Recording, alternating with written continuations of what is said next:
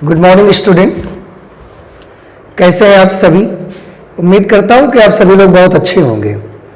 देखिए, जैसा कि आप सभी को इस समय पता ही है और अगर नहीं पता है तो मैं आपको बता दूं कि हम लोग इस समय एक नया बैच स्टार्ट कर रहे हैं बच्चों की डिमांड पर। सीबीएसई बोर्ड वाले जो हमारे स्टूडेंट्स हैं, क्लास 12th के जो स्टूडेंट्स हैं सीबीएसई बोर्ड से रिलेटेड, क्योंकि उनको बहुत प्रॉब्लम होता था मैथ्स वगैरह के सब्जेक्ट्स में कि उनको कोई अच्छा टीचर नहीं मिल रहा है, तो हम लोगों ने यहाँ पर डिसाइड किया हुआ है कि क्लास 12th मैथमेटिक्स हम लोग सीबीएसई बोर्ड वाले बच्चों के लिए स्टार्ट करने वाले हैं।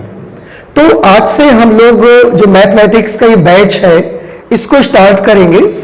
ये प्योरली सीबीएसई बोर्ड वाले बच्चों के लिए ही ये बैच रहेगा और इसमें जो भी पढ़ाया जाएगा वो सब उसमें पूरी लिखावट इंग्लिश में रहेगी, आपकी सारा कुछ रहेगा। केवल जो समझाने की लैंग्वेज होगी उसमें हिंदी वगैरह यूज की जाएगी।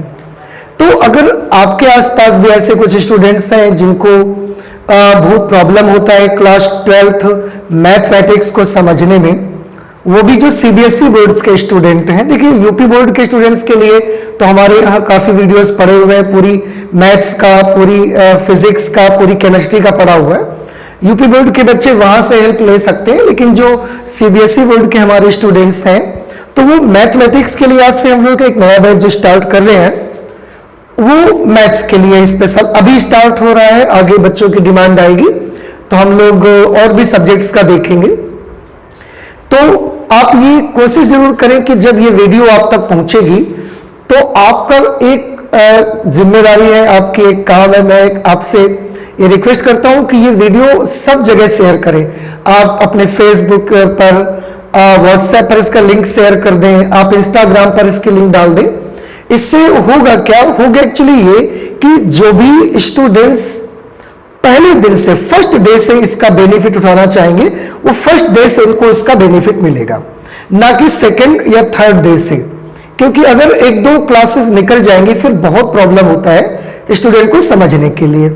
तो आपसे रिक्वेस्ट है कि आप सभी लोग, जब ये वीडियो आपके पास पहुंचेगी तो आप सभी लोग इसके लिंक को अपने जो भी सोशल मीडिया पर आप जहां पर भी हैं वहां पर प्लीज इसे शेयर कर दें, जिससे कि जो भी हमारे और स्टूडेंट्स हैं तो उनको भी इसका बेनिफिट फर्स्ट डे से ही मिलना स्टार्ट हो जाए।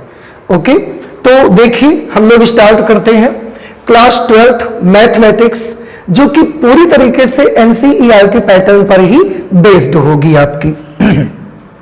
यहां पर मैं लिख देता हूं, ये सीबीएसई बोर्ड वाले स्टूडेंट्स के लिए मेनली बैच आपका रहेगा। सीबीएसई बोर्ड स्टूडेंट के लिए ये मेनली हमारा बैच रहेगा मैथमेटिक्स का।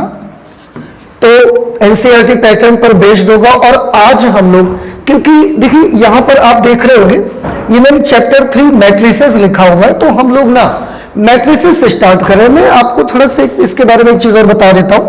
क्लास 12th मैथमेटिक्स का जो फर्स्ट लेसन है बेटा, वो लेसन रिलेशन एंड फंक्शन का है। रिलेशन एंड फंक्शन के बाद आपका जो सेकंड चैप्टर है वो है आईटीएफ, जिसे आप इनवर्स ट्रिग्नोमेट्रिकल फंक्शंस बोलते हैं। पर जिस तरीके से आप देखते हैं कि हमारा जो सेशन है वो अप्रैल से चालू होता है और अभी हम लोग लगभग अप्रैल लास्ट पे आ गए, तो ये टाइम को देखते हुए मैंने अभी फिलहाल, आप बिल्कुल परेशान मत हो, अभी फिलहाल मैंने चैप्टर 3 से स्टार्ट किया हुआ मैट्रिसेस से, ठीक है। लेकिन वो टाइम को देखते हुए कि जितना टाइम हमारा निकल गया है उसमें से अब हमने रिलेशन फंक्शन और आईटीएफ को अभी फिलहाल के लिए रोक दिया हुआ है, क्योंकि वो टाइम थोड़ा सा गुजर गया हमारा इस वजह से। बट बिल्कुल परेशान ना हो, डोंट वरी आप, मैं उसको दोबारा वापस लेके आऊंगा जब मुझे लगेगा कि अब सुटेबल टाइम है, मैं उसको वापस लेके आऊंगा वहां पे। आप बिल्कुल परेशान ना हो। अभी फिलहाल की जो क्लास है हम लोग मैट्रिसेस से स्टार्ट करेंगे। और मैट्रिसेस में भी देखिए, जैसे कि आप जानते हैं कि मेरे पढ़ाने का जो मोडस ऑपरेंडी होता है वो यही होता है कि आप अगर मैथमेटिक्स भी पढ़ रहे हैं तो सबसे पहले जिस भी एक्सरसाइज को मैं स्टार्ट करता हूं, पहले मैं उस एक्सरसाइज का एक इंट्रोडक्शन क्लास आपको देता हूं, जिससे कि उस एक्सरसाइज से रिलेटेड जितनी भी छोटी छोटी चीजें हैं वो सारी चीजें आपको अच्छे से क्लियर हो जाए। और उसके बाद हम लोग उस पर बेस्ड क्वेश्चन सॉल्व करना स्टार्ट करेंगे। और यहाँ पर हम लोगों की जो रहेगी प्लानिंग कि क्वेश्चंस कैसे सॉल्व किए जाएंगे, तो वो भी मैं आपको बता देता हूं कि जो क्वेश्चन सॉल्व करेंगे हम लोग, उनमें से सबसे पहले इंट्रोडक्शन करेंगे एक्सरसाइज का, and after introduction will start with the examples of that exercise. वो जो भी एक्सरसाइज है ना, उसके एग्जांपल्स से हम लोग स्टार्ट करेंगे। सो इवन एग्जांपल्स हमको कुछ छोड़ना नहीं है, एग्जांपल्स भी 1 बाय 1 करेंगे, और इसके बाद एक्सरसाइज में एक एक क्वेश्चन सारे के सारे आपको करके दिखाएंगे। तो पूरी बुक आपकी, ऐसा नहीं कि सिर्फ एक्सरसाइज ही होगी, एग्जाम्पल नहीं किए जाएंगे, एग्जाम्पल और एक्सरसाइज दोनों साथ में रहेंगे। लेकिन मैट्रिसेस से स्टार्ट करेंगे, और आज हमारी जो क्लास होगी उसमें इंट्रोडक्शन ऑफ एक्सरसाइज 3.1 करेंगे, क्योंकि मैट्रिसेस आपका चैप्टर 3 है, और मैट्रिसेस का जो फर्स्ट चैप्टर है, मैट्रिसेस का जो फर्स्ट एक्सरसाइज है वो 3.1 है। तो सबसे पहले देखेंगे कि उस एक्सरसाइज 3.1 में कौन कौन सी इंपॉर्टेंट चीजें हैं, पहले उनको इंट्रोडक्शन करेंगे। ओके, सो आई होप कि आपको चीजें समझ में आ गई। लेकिन एक बार मैं फिर से जरूर कहना चाहूंगा कि जैसे ही वीडियो आपके पास पहुंचेगी, आपको अपने सारे सोशल मीडियाज पे इसे शेयर जरूर कर देना है, इसके लिंक को, जिससे कि सारे बच्चे, जो भी नए बच्चे इससे बेनिफिट लेना चाहते हैं, उन नए बच्चों को फर्स्ट डे से ही बेनिफिट मिले। सेकंड या थर्ड डे से अगर आएंगे तो बीच में से उनको समझने में हो सकता है थोड़ी सी प्रॉब्लम होगी।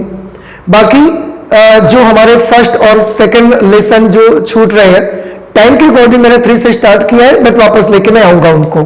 Okay, so let us start the introduction of exercise 3.1। जो एक्सरसाइज 3.1 का इंट्रोडक्शन हमें करना है, उसमें सबसे पहले देखिए, क्योंकि चैप्टर का ही बेटा नाम मैट्रिसेस है, आप देख रहे हैं, तो सबसे पहले देखेंगे कि एक्चुअली मैट्रिक्स होती क्या है। देखिए यहां पर लिखा गया है डेफिनेशन ऑफ मैट्रिक्स। मैं आपको एक छोटी सी चीज बता दूं, मैट्रिक्स का प्लूरल होता है मैट्रिसेस। तो मैं पहले तो ये लिख देता हूं यहां पर दैट मैट्रिसेस, आप बिल्कुल कंफ्यूज मत होइएगा, matrices is the plural of, matrices is the plural of matrix. तो मैट्रिसेस कोई दूसरा वर्ड नहीं है, मैट्रिक्स का ही जो प्लूरल होता है उसी को बेटा हम मैट्रिसेस बोलते हैं। ओके, ठीक है। मैट्रिक्स मतलब एक मैट्रिक्स होगी, और मैट्रिसेस मतलब बहुत सारी मैट्रिक्स होंगी। तो यहां पर जैसे मैट्रिसेस चैप्टर का नाम है, इसका मतलब, क्योंकि हम इस एक्सरसाइज में या इस पूरे चैप्टर में ऐसा तो है नहीं कि आप केवल एक मैट्रिक्स पढ़ोगे, you will study about the lot of matrices, there are many types of matrices. तो उसके बेसिस पर इस चैप्टर का नाम केवल मैट्रिक्स नहीं रखा गया, इस चैप्टर का नाम मैट्रिसेस रखा गया है, because we have to study about the many matrices. Okay, so very first we should study about the definition of matrix, that what is the matrix here, कि मैट्रिक्स एक्चुअली क्या होती है, उसको हम लोग पहले देखेंगे। इसको मैं यहीं बना रहने देता हूं फिलहाल के लिए, ये यहां लगा रहेगा। अभी आते हैं मैट्रिक्स में। आप देखिए बेटा, जो डेफिनेशन इसकी लिखी गई है, मैं डेफिनेशन को स्टडी करता हूं, पढ़ता हूं, और उसके बाद में मैं आपको इसका समझाता हूं। लिखा है a matrix is an ordered rectangular array. A matrix is an ordered rectangular array, ordered rectangular array. देखिए ऑर्डर्ड मतलब उसका कोई ना कोई एक ऑर्डर हुआ करेगा, बिना ऑर्डर, विदाउट ऑर्डर की मैट्रिक्स नहीं होती। जो भी मैट्रिक्स होगी उसका अपना कोई ना कोई ऑर्डर होगा। ऑर्डर कैसे बताया जाएगा ये मैं अभी आपको डिस्कस करके बताऊंगा। रेक्टेंगुलर, रेक्टेंगुलर मतलब ये रेक्टेंगल शेप पे आया करेगी। कभी कभी जब रो और कॉलम इसके बराबर होंगे तो फिर वो स्क्वायर भी बनेगी, पर इसका जो बेसिक स्ट्रक्चर रहेगा वो रेक्टेंगुलर रहेगा। इस पर वर्ड यहां पर आया है एरे। एरे मीन्स बेटा कुछ नया नहीं होता है, एरे मीन्स अरेंजमेंट। एरे का जो प्योर मीनिंग होता है दैट इज अरेंजमेंट। मैं इसको दोबारा से लिख देता हूं जिससे कि यहां पर मुझे प्रॉब्लम ना हो। एरे, एरे मीन्स अरेंजमेंट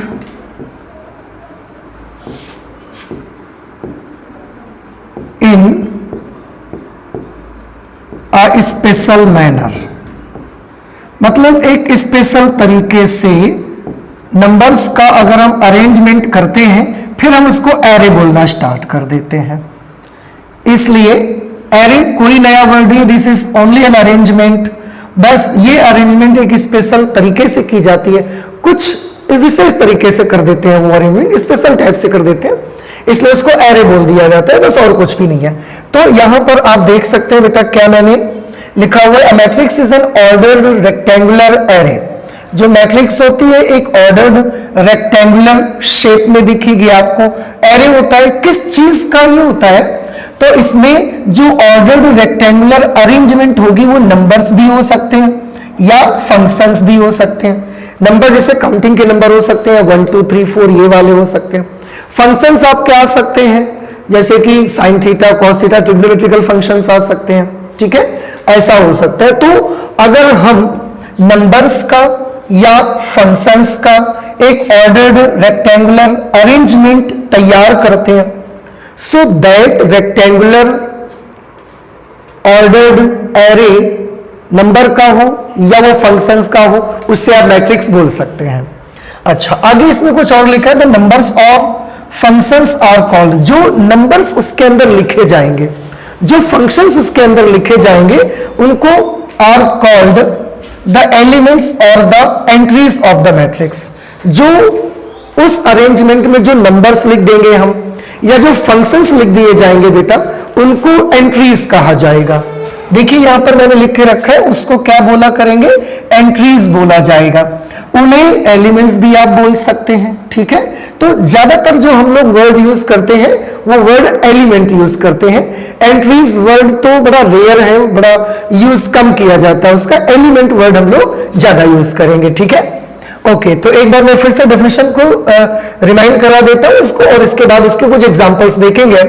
तो जैसे कि मैंने लिखा है, a matrix is an ordered rectangular array of numbers और फंक्शंस।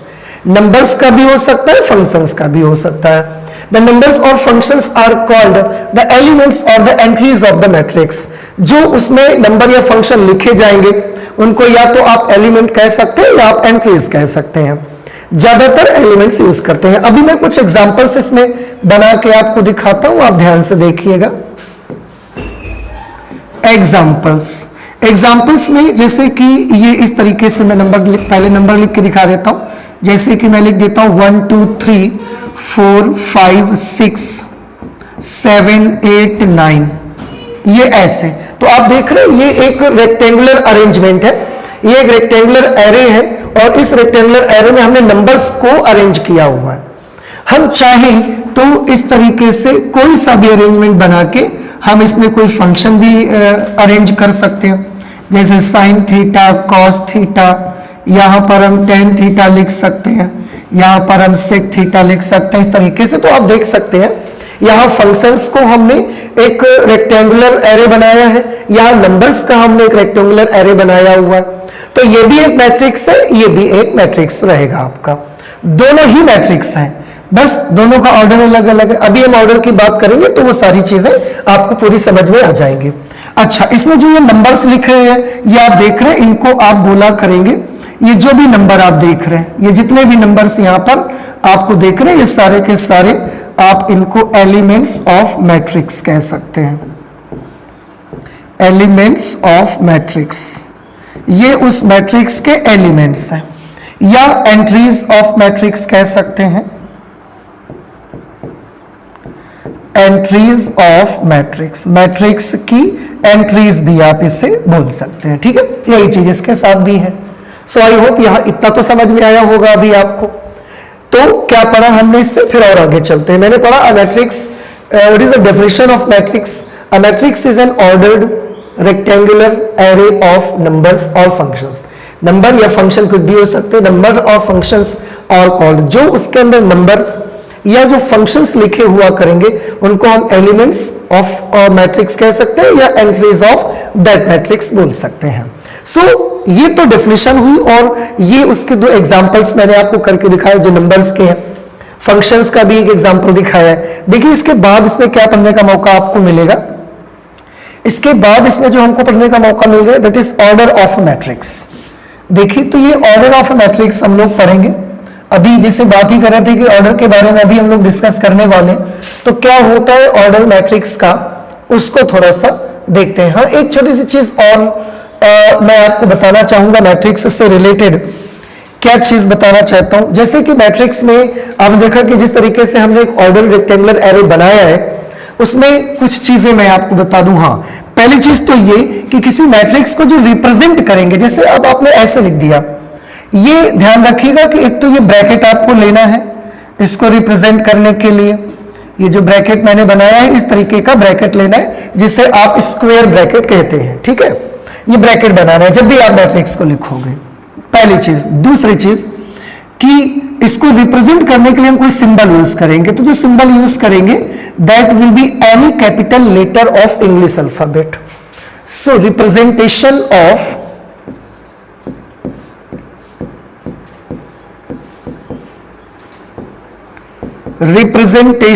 ऑफ अ मैट्रिक्स, आपको मैट्रिक्स के रिप्रेजेंटेशन के लिए capital letter of English alphabet का यूज करना है। Representation of a matrix, capital letter of English alphabet. किसी भी मैट्रिक्स को रिप्रेजेंट करने के लिए आपको इंग्लिश अल्फाबेट के कैपिटल लेटर्स का यूज करने से ए यूज कर सकते हैं, आप बी यूज कर सकते हैं, इस तरीके से कुछ भी आप यूज करके उस मैट्रिक्स को बड़ी इजीली रिप्रेजेंट कर सकते हैं। और कैसे बोलेंगे, this is matrix A, this is, इसको अगर बी से लिख देंगे तो ये मैट्रिक्स बी हो जाएगा, ठीक है। यहां पर देखिए आप ऐसे बना सकते हो तो मैट्रिक्स बी हो गया आपका, ओके। पर you have to always remember, you have to always remind that representation of a matrix we will do by capital letter of English alphabet. English alphabet के कैपिटल लेटर का इस्तेमाल करके हम मतलब कि इसको रिप्रेजेंट किया करेंगे, ठीक है, ओके। अब यहां पर जो मैं एक चीज आपको ये बताना चाहता था, दो वर्ड इसमें आया करेंगे, एक तो रो और एक कॉलम आया करेगा। तो देखिए क्या यहां पर हो सकता है, जैसे suppose A is a matrix और इसमें मैं कुछ भी लिख लेता हूं, 1 2 3 4 5 6, मैंने ऐसे लिख दिया। अब यहां पर मैं आपको यह बताना चाहता हूं कि यहां पर आप देख रहे हैं दो तरीके की लाइंस आपको दिखेंगी। इसमें जो हॉरिजॉन्टल लाइन आप देख रहे हैं, ये मैं और थोड़ा सा नीचे से इसको लिखता हूं, जो यहां पर आप हॉरिजॉन्टल लाइंस देख रहे होंगे, horizontal lines, in horizontal lines को हम बोला करेंगे रोज बोलेंगे, ठीक। और एक दूसरे टाइप की लाइंस आपको दिखेंगी दैट आर वर्टिकल लाइंस। अभी मैं मैट्रिक्स में भी करके दिखाऊंगा, आपको पूरी तरीके से क्लियर हो जाएगा। तो उनको हम बोला करेंगे कॉलम्स, ठीक। तो यहां पर दो तरीके की वर्ड्स और देख रहे हैं आपको, जैसे कि रो और कॉलम क्या होते हैं। तो मैंने लिखा हॉरिजॉन्टल लाइंस जो होंगी उनको रोज कहा करेंगे और जो वर्टिकल लाइंस होंगी उनको कॉलम्स बोलेंगे। जैसे अब ये जो एग्जांपल मैंने लिया है, इसको आपको थोड़ा ध्यान से देखना। सेलेक्ट हो जा, ऐसे आ जाता है, इसको ऐसे लिख लेते हैं हमें। और जैसे कि मैंने अभी आप पिछले बताया था, पिछले वाले स्लाइड पे, कि मैट्रिक्स को ऐसे ट्रे में लिखेंगे, ऐसे ब्रैकेट बना के लिखेंगे, रिप्रेजेंटेशन कैपिटल लेटर से करेंगे इंग्लिश अल्फाबेट के। इसमें आप देखो ये एक रो दिख रही होगी आपको, ये एक हॉरिजॉन्टल लाइन है, एक हॉरिजॉन्टल लाइन ये है। तो हमने देखा कि हमारी जो ये मैट्रिक्स है, इस मैट्रिक्स में दो हॉरिजॉन्टल लाइंस हैं। अगर इसमें दो हॉरिजॉन्टल लाइंस हैं, इसलिए दोनों लाइंस क्या है, रो है। This is row number 1 and this is row number 2, okay. I hope this is clear to you now, okay. और यहां वर्टिकल लाइंस देखो, 1, ये वर्टिकल लाइन एक देख रहे हैं, एक वर्टिकल लाइन ये आप देख रहे हैं, एक वर्टिकल लाइन ये देख रहे हैं। ये जो वर्टिकल लाइंस है सारी के सारी कॉलम है, ये भी कॉलम है। ये वर्टिकल लाइन जो आप देख रहे हैं, ये वर्टिकल लाइन भी कॉलम को रिप्रेजेंट करती है।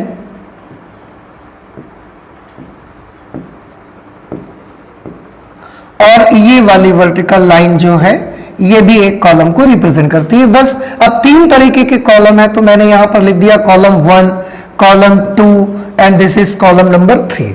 तो ये जो मैट्रिक्स हमारी है इसमें आप देख रहे हैं कि 2 रो है और 3 कॉलम्स है यहाँ पर। तो जितने भी हॉरिजॉन्टल रोज हुआ करेंगी, हॉरिजॉन्टल लाइंस जो होंगी यहाँ पर उनको हम रोज बोलेंगे, और जो वर्टिकल लाइंस यहाँ पर आपको दिखा करेंगी उनको आप कॉलम्स बोला करेंगे। ओके, अच्छा, इसके साथ साथ एक छोटी सी चीज और मैं आपको बताना चाहूंगा कि इसमें जो मैट्रिक्स होती है उसमें जो एलिमेंट्स के एड्रेसेस होते हैं, थोड़ा सा एड्रेस कैसे करते हैं हम उनको।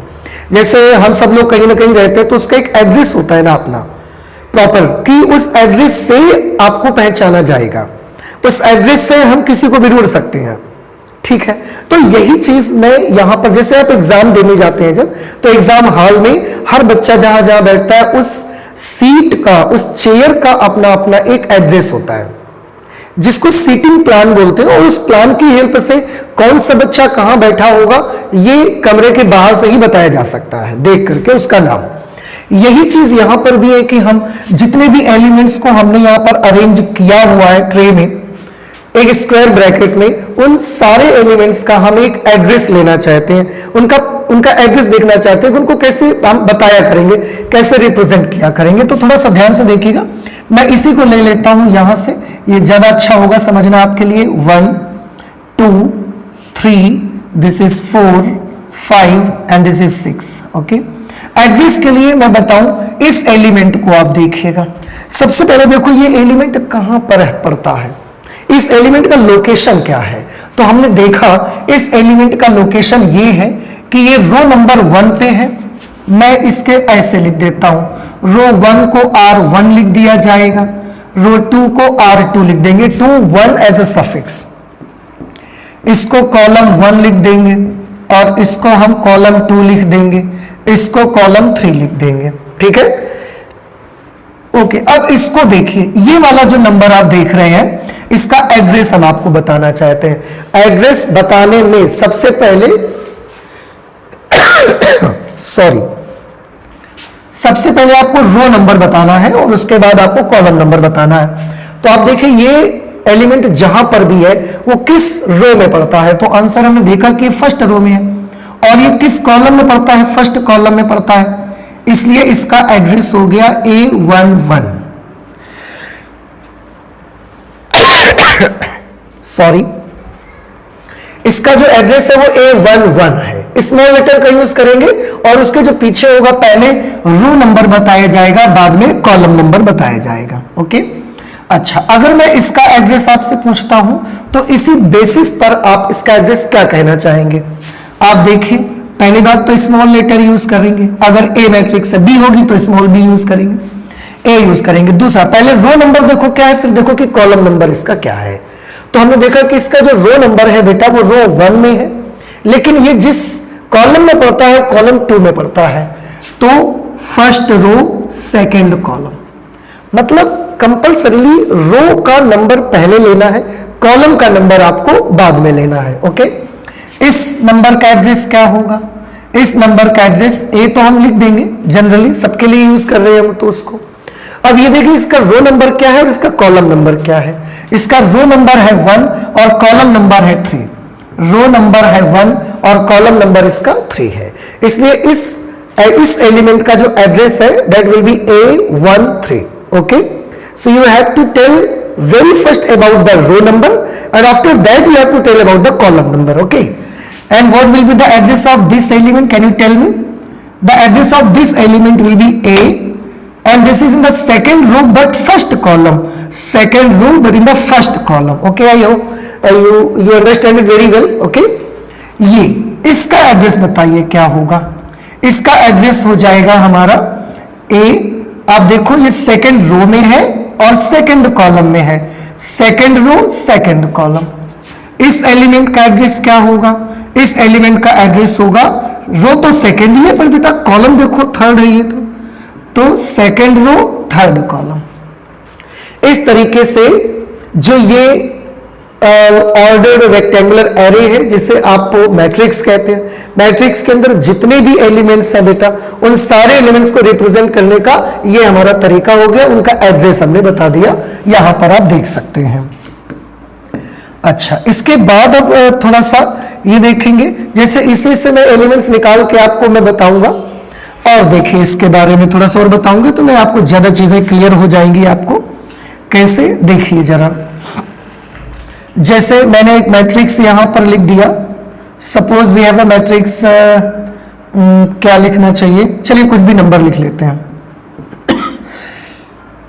आई एम सॉरी, 10, 11, 12, 13, 14 एंड 15, ये ऐसे।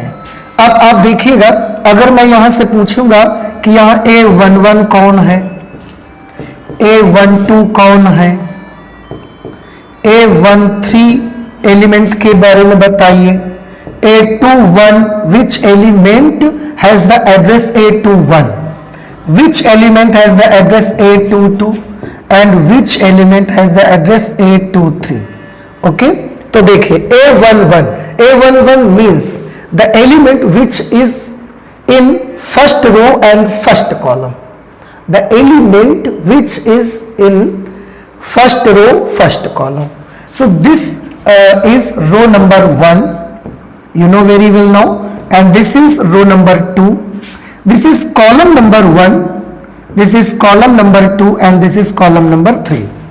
So A11 means the element which is in the first row and first column. पहले रो लेना है, बाद में कॉलम लेना है, first row first column, so this is 10, okay. And A12 means the element of the matrix which is in the first row but in the second column, first row but in the second column, this is 11.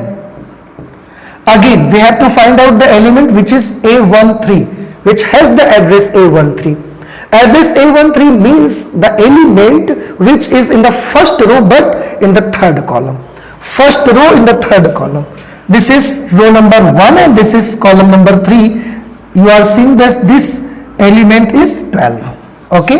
I hope कि ये आपको अच्छे से clear हो रहा है अभी।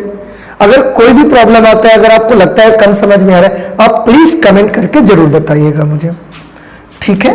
इसके बाद A13 यहां पर आया, यहां पर इसको देखना है मेरे को, तो A21 means the element of the matrix which is in the second row but in the first column.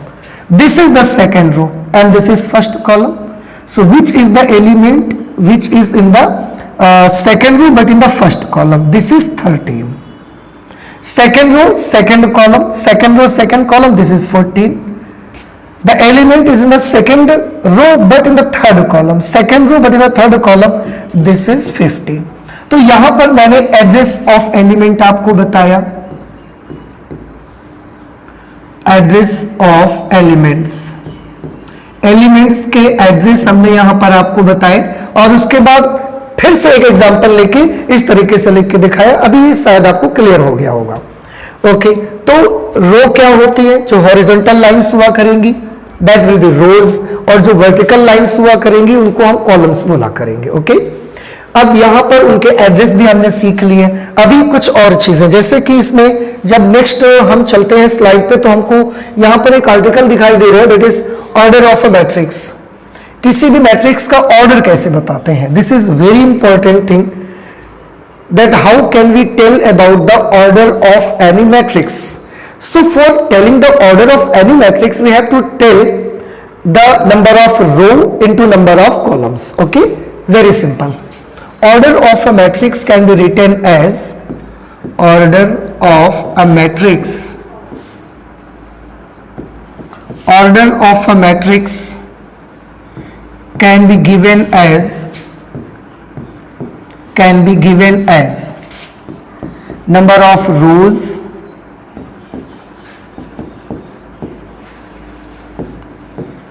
into number of columns. आप जिस मैट्रिक्स का ऑर्डर आपको देना है, बताना है, उसके आप नंबर ऑफ रोज गिन लीजिए, टोटल कितने हैं, उसमें आप ये काउंट कर लीजिए कि कॉलम्स उसमें कितने हैं। सबसे पहले रो का नंबर लिखना है और फिर कॉलम का नंबर लिखना, मल्टीप्लाई नहीं करना, आपको केवल लिखना है। So order of a matrix can be given as number of rows into number of columns. Okay, but you have to always remember that very first you should write about the number of rows only. Number of columns आपके बाद में रहेंगे और उनको multiply नहीं करना है, आपको ऐसे लिख देना है। अब एक एग्जांपल की फॉर्म में मैं आपको दिखाता हूं कि कैसे। जैसे सपोज कीजिए कि मेरे पास एक एग्जांपल है A B C D E F, ये एक एग्जांपल है मेरे पास और हमसे ये पूछा गया कि जो मैट्रिक्स है इसका ऑर्डर क्या है। तो order of this matrix, order of this matrix,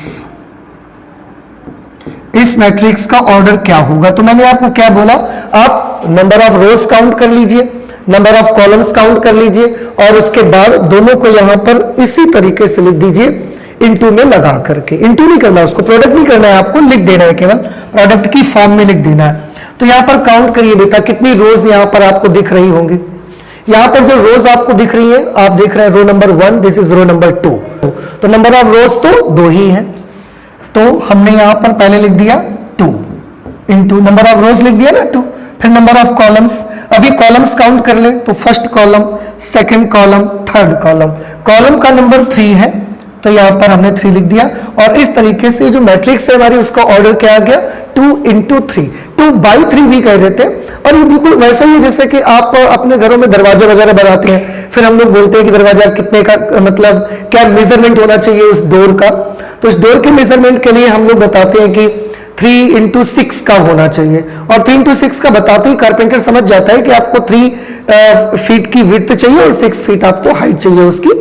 इस तरीके से जैसे आप कोई टेबल वगैरह बनवाते हैं, आपको आप बोलते हैं मुझे टेबल चाहिए 7/4 की टेबल चाहिए, 7/3 की टेबल चाहिए, तो जब आप उसको बोलते हैं तो वो समझ जाता है आपकी बात को कि 7/3 की टेबल का मतलब है 7 फीट उसकी लेंथ चाहिए और 3 फीट उसकी विड्थ चाहिए। सिमिलरली यहां पर भी order of this matrix 2 into 3, पहले नंबर ऑफ रोज बतानी है फिर उसके बाद नंबर ऑफ कॉलम्स बताने हैं।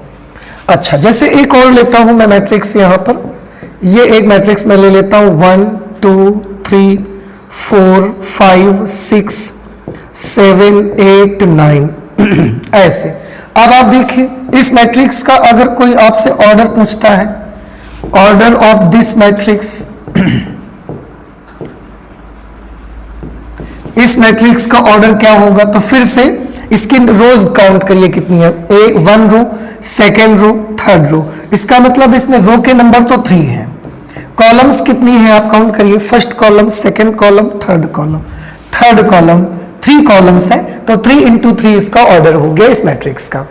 तो ऑर्डर कैसे मैट्रिक्स का डिसाइड होगा, ऑर्डर डिसाइड करने के लिए order of matrix can be given as, देखिए मैंने यहां पर इसको लिख दिया है और इसे आप बहुत अच्छे से तैयार कर लीजिए कि किसी भी मैट्रिक्स के ऑर्डर को बताने के लिए हमको सबसे पहले क्या बताना है, नंबर ऑफ रोज बतानी है और उसके बाद हमें नंबर ऑफ कॉलम्स बताने हैं उसके। ठीक है, ये चीज आपको याद रखना है और इस तरह से आपको इसको लिखना है।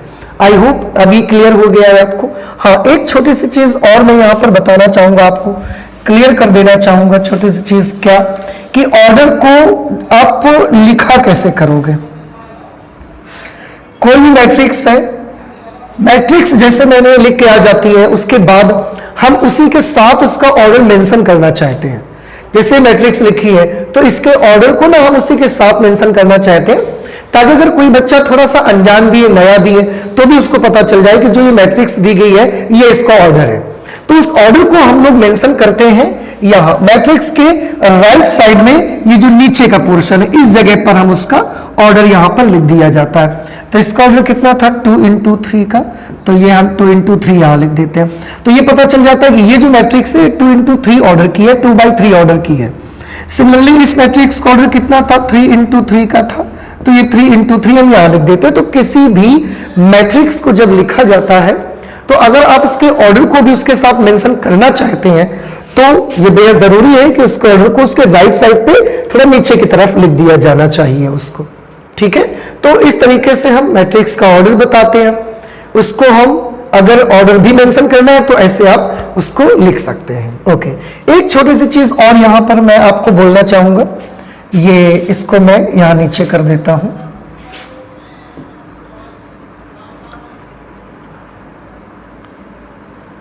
ये कर दिया मैंने और इसको थोड़ा सा और इधर ले आते हैं, ज्यादा दूर है अभी।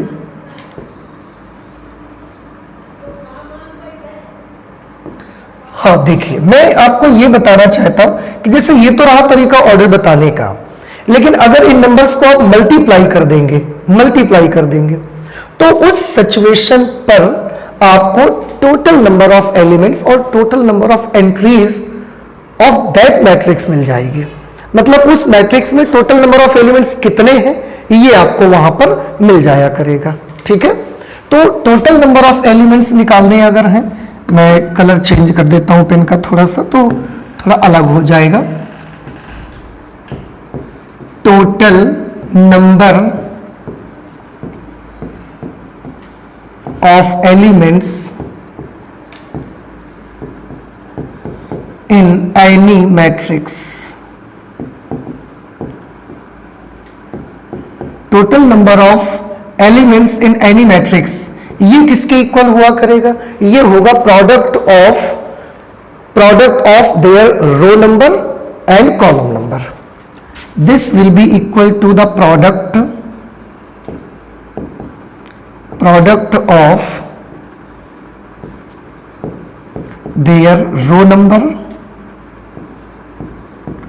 And column number. जो भी मैट्रिक्स के आप एलिमेंट्स पता लगाना चाहते हैं कि टोटल नंबर ऑफ एलिमेंट्स कितने हैं, उनके रो नंबर और कॉलम नंबर को आप मल्टीप्लाई कर देंगे, प्रोडक्ट कर देंगे। ये मैंने साइड में लिख दिया है। जैसे अगर आपको पता लगाना है कि इसमें कितने एलिमेंट्स हैं, तो मैंने इसका 2 3 जा 6 कर दिया, 2 3 जा 6, and you can see that 2 3 जा 6, there are 6 elements in this matrix and you can also count them।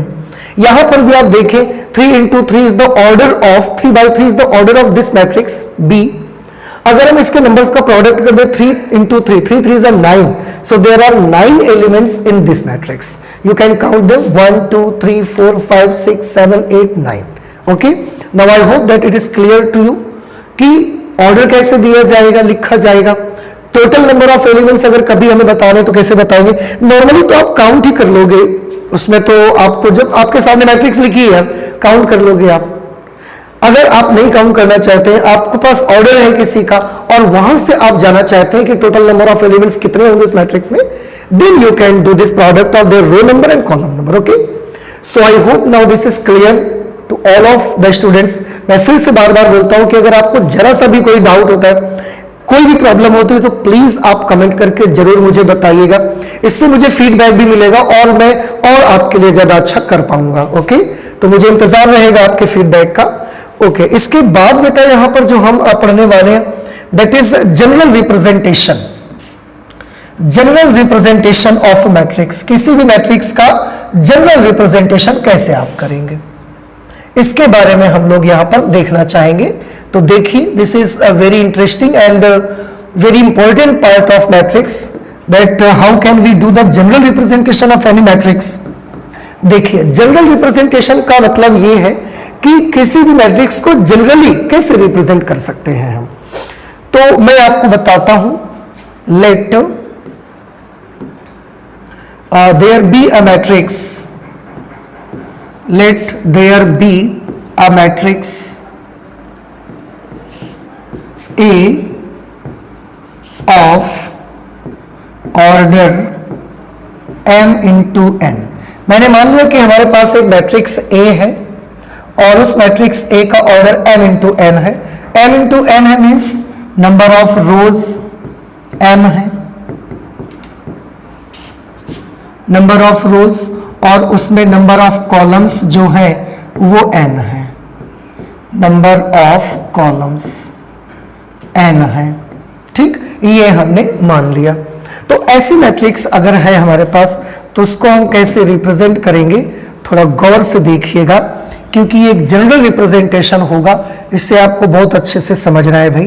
तो उसमें कितने नंबर ऑफ रोज हैं, तो नंबर ऑफ रोज उसमें m है, पर नंबर ऑफ कॉलम्स कितने हैं, n है उस पे। ठीक, तो देखिए यहां पर कॉलम n है, first column, second column, third column, fourth column, और ऐसे करते करते चले जाएंगे। कितने कॉलम्स बताए गए हैं, n कॉलम्स, तो यहां लास्ट में Cn आ जाएगा। ठीक है, ये ऐसा देखो। अच्छा, नंबर ऑफ रोज जो है वो m है इस पे, तो नंबर ऑफ रोज अगर m है तो यहां पर आएगी फर्स्ट रो लिखी जाएगी, उसके बाद हम यहाँ पर सेकेंड रो लिखेंगे, उसके बाद हम यहाँ पर थर्ड रो लिखेंगे और ऐसा करते करते चले जाएंगे। सबसे लास्ट में यहाँ पर लास्ट रो जो है, I am really very sorry, यहाँ पर mth रो लिखी जाएगी ये इस तरह से। अब आप देखिएगा मैं यहाँ पर एलिमेंट्स, और जैसे एड्रेस मैंने यहाँ पर बताया था एलिमेंट्स को कि एड्रेस कैसे करेंगे, ए से स्मॉल ए से एड्रेस करेंगे, बस उसके साथ रो नंबर कॉलम नंबर लिख करके। तो आप देखिएगा यहाँ जो फर्स्ट एलिमेंट आएगा ए तो एक जनरल रिप्रेजेंटेशन है इसका, बस उसका एड्रेस कैसे बताना है। ये जो एलिमेंट है ये रो नंबर 1 पे है और कॉलम नंबर 1 पे है, therefore it's address will be A11. This is the element of the matrix which is in first row and first column. ये पहली रो और पहले कॉलम में ही है। ये रो तो फर्स्ट है पर कॉलम सेकंड हो गया, तो रो फर्स्ट कॉलम सेकंड। ये रो फर्स्ट है कॉलम थर्ड है, तो A13। ये रो फर्स्ट ही है पर कॉलम 4 हो गया, A14। डॉट डॉट डॉट यहां पर आएंगे तो आप देखेंगे बेटा ये रो तो 1 ही है, अभी हमने रो सेकंड रो में तो आए नहीं, तो रो तो 1 ही है अभी है। अब ये कॉलम कौन सा है, nth कॉलम है, तो A1n रो नंबर 1 है, कॉलम नंबर इसका n है। ओके, आई होप ये समझ में आ रहा है आपको। अभी और लिखेंगे और क्लियर हो जाएगा। सेकंड रो की बात करिए, जब यहां पर आएंगे तो रो नंबर 2 हो गया और कॉलम नंबर ये कौन सा है, तो कॉलम नंबर तो 1 है बेटा। ये यहां पर जो एलिमेंट आएगा उसका रो नंबर 2 है, कॉलम भी 2 है, तो A22। यहां जो एलिमेंट आएगा वो रो नंबर 2 पे है, कॉलम नंबर 3 पे है। यहां जो एलिमेंट होगा that will be in the second row but in the 4th column. फिर बीच में बहुत सारे एलिमेंट्स आ जाएंगे। लास्ट में जो एलिमेंट आएगा आप देखिए ये वाला एलिमेंट किस रो में पड़ता है, तो आंसर है तो सेकेंड रो में है। और कॉलम इसका कौन सा है, कॉलम इसका nth कॉलम है, तो A2n उसका एड्रेस हो जाएगा। तो इस तरीके से हम इसका जनरल रिप्रेजेंटेशन बना सकते हैं किसी भी मैट्रिक्स का। आप देखिएगा, और हाँ इसका ऑर्डर कितना है, m into n, वो ऑर्डर आप चाहें तो यहां पर मेंशन कर सकते हैं। जैसा कि अभी मैंने यहां पर पिछली स्लाइड में आपको बताया कि किसी भी मैट्रिक्स का ऑर्डर को आप राइट साइड में जो नीचे की तरफ का हिस्सा होगा वहां पर आप छोटा सा इसके ऑर्डर को लिखकर मेंशन कर सकते हैं। नेक्स्ट अगर रो में लिखूंगा तो रो नंबर 3 आ जाएगी अब ये, पर ये कॉलम नंबर 1 है, तो A31। यहां पर बेटा चले तो रो नंबर 3 है ये, बट कॉलम तो सेकंड है। यहां पर आ गए रो नंबर 3 है, कॉलम 3 है।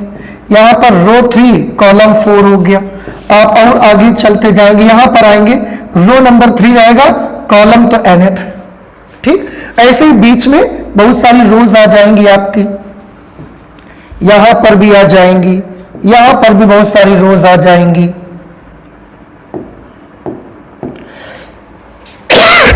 सॉरी, इस तरह से। और लास्ट में जब आप पहुंचेंगे तो आप देखें कितने नंबर ऑफ रोज हैं, m रोज हैं। तो जो लास्ट रो हमारी मिलेगी, लास्ट रो बेटा, ये लास्ट रो में आप देखिए कि mth रो है ये, ठीक है। और अगर ये लास्ट रो mth रो है तो इसका जो फर्स्ट एलिमेंट लिखा जाएगा वो कैसे लिखा जाएगा, देखो इसका जो फर्स्ट एलिमेंट लिखा जाएगा वो लिखा जाएगा, रो का नंबर m है पर कॉलम नंबर 1 है, तो इसको हम AM1 लिखेंगे, the element which is in mth row but in first column. Okay, इसके बाद यहां पर आप देखें जो आएगा रो नंबर m है, कॉलम नंबर 2 है, इसको देखोगे mth रो 3rd कॉलम, इस वाले एलिमेंट को mth रो 4th कॉलम, और ऐसा करते करते लास्ट में जब आप पहुंचेंगे तो mth रो और ये कॉलम कौन सा है, nth कॉलम, AMN आ जाएगा यहां पर। ये वाला वो एलिमेंट होगा जो mth रो और nth कॉलम में पड़ेगा, इसलिए इसके साथ ANN भी आ जाएगा। सो this is the general representation of any matrix of order m into n, of order m by n।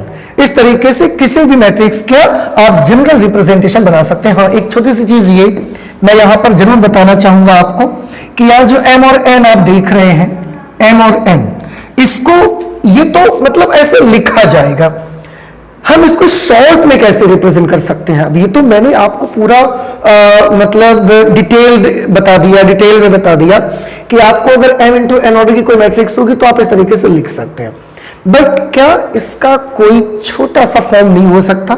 Answer is yes, इसका छोटा सा फॉर्म है क्या है वो छोटा सा फॉर्म, चलिए देख लेते हैं।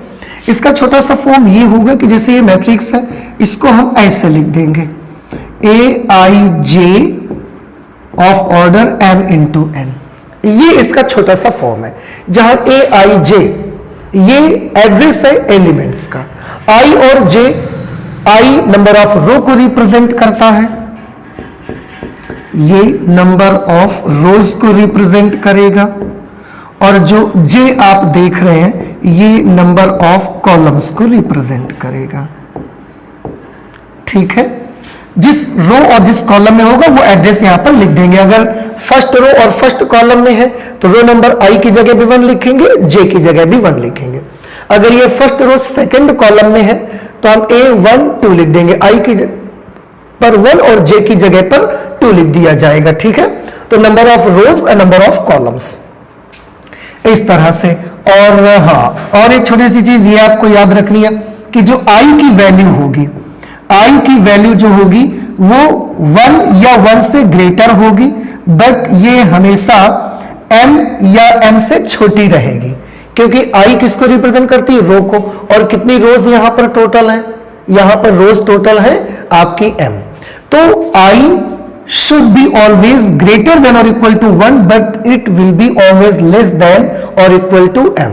Okay, similarly about j we can write it that j will be always greater than or equal to 1, but it will be less than or equal to n, because j represent a number of columns। क्योंकि जो j है वो column के number को represent करता है, तो j की वैल्यू 1 या 1 से ग्रेटर होनी चाहिए, लेकिन n से छोटी होनी चाहिए।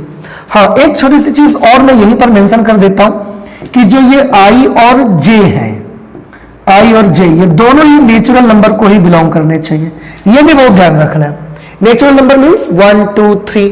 नेचुरल नंबर मैं लिख देता हूं, यहां पर देखिए नेचुरल नंबर्स अगर आपको भूल गए तो मैं लिख दे रहा हूं 1 2 3 4 5 6 7 8 9। इस तरीके से ये जो सेट होता है, the set of natural numbers, this is the set of natural numbers.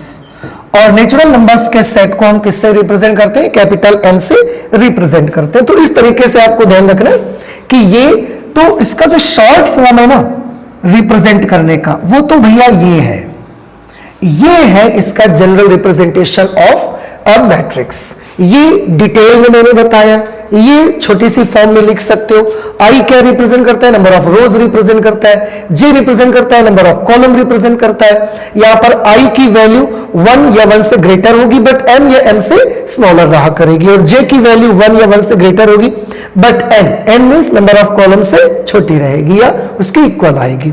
अच्छा, आई और जे दोनों ही नेचुरल नंबर को बिलोंग करने चाहिए। आई और जे की जगह कभी 1.5 1.2 ये सब नहीं ले सकते आपको नेचुरल नंबर ही लेना है। सो ये हमने स्टडी किया general representation of a matrix. आज मैथमेटिक्स का क्योंकि पहला दिन है हमारा आज, इसलिए आज हम अभी फिलहाल इतना ही रखेंगे। इस पे आप शेयर कर दीजिए ये ज्यादा से ज्यादा बच्चों तक, ताकि उन तक ये इंफॉर्मेशन पहुंच जाए, और उन सारे बच्चों को जो बहुत परेशान होते हैं बेचारे, कि उनको मैथमेटिक्स में बहुत प्रॉब्लम होता है। ऐसे सीबीएसई बोर्ड्स के हमारे जो बच्चे हैं उनको भी इसका बेनिफिट फर्स्ट डे से ही मिलना स्टार्ट हो जाए। तो मैं एक बार फिर से बता देता हूं कि आज हमने कौन कौन सी चीजें स्टडी की हैं। आज सबसे पहले बेटा हमने जो स्टडी किया था वो था डेफिनेशन ऑफ मैट्रिक्स की मैट्रिक्स का डेफिनेशन क्या होगा। A matrix is an ordered rectangular array. Array का मीनिंग मैंने सबका यहां बता रखा है आपको। और फंक्शन चाहे नंबर का भी हो सकता है, फंक्शन का भी एक रेक्टेंगुलर एरे हो सकता है। वो array means arrangement in a special manner, arrangement in a tray आप कह सकते हैं। और वो नंबर या फंक्शंस को हम क्या बोलेंगे, आप एलिमेंट्स भी बोल सकते हैं, आप एंट्रीज भी बोल सकते हैं। सारा कुछ मैंने यहां लिख के रखा हुआ। उसके बाद कुछ छोटी छोटी चीजें बताई कि रो क्या होगा, कॉलम क्या होगा। हॉरिजॉन्टल लाइंस जो होंगी उनको रोज बोला जाएगा, वर्टिकल लाइंस को कॉलम बोला जाएगा। किसी भी मैट्रिक्स में किसी एलिमेंट को एड्रेस कैसे करेंगे उसका तरीका यहां पर मैंने आपको बताया।